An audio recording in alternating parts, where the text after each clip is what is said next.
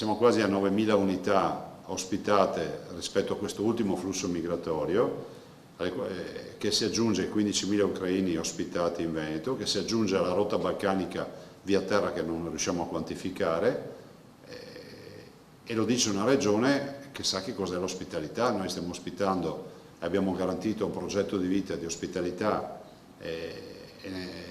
a 550.000 migranti che ormai hanno scelto il Veneto come loro nuova casa, appunto. Il governatore Zaia esprime preoccupazione perché non ci sono più spazi per ospitare nuovi arrivi di migranti in Veneto e la situazione evidenzia rischia di diventare inquietante. Per Zaia la solidarietà va erogata in maniera seria, ma poi c'è il tema della sostenibilità che va affrontato. Siamo preoccupati perché oggi i dati sono dati di sostenibilità. Ne stiamo ospitando circa 9.000 in questo momento e siamo davanti a una situazione che rischia di diventare inquietante, visto e considerato che non ci sono più spazi. Dobbiamo assolutamente scongiurare tendopoli per un fatto di dignità e di insostenibilità da parte nostra, o mega assembramenti tipo Cona. Noi dobbiamo fornire in via teorica servizi al rifugiato, a colui che scappa dalla morte e dalla fame e dalle persecuzioni.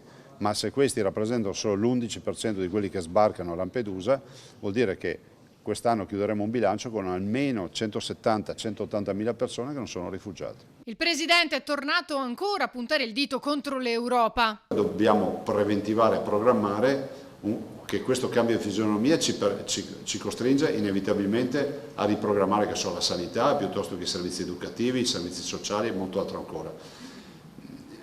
C'è un comitato di pietra che è l'Europa, ve lo dice un europeista convinto, ma è innegabile che oggi l'Europa sia totalmente assente. Io penso che l'Europa fa l'Europa, ormai è un'Europa stagionale, no? Come gli stagionali, cioè è lì che aspetta che finisca l'estate così il problema poi lo riaffrontiamo il prossimo anno, tanto gli italiani qualcosa faranno, ma noi non possiamo diventare il ventre molle dell'Europa e questi migranti quando arrivano a Lampedusa hanno coscienza di essere arrivati in Europa, non in Italia, in Europa.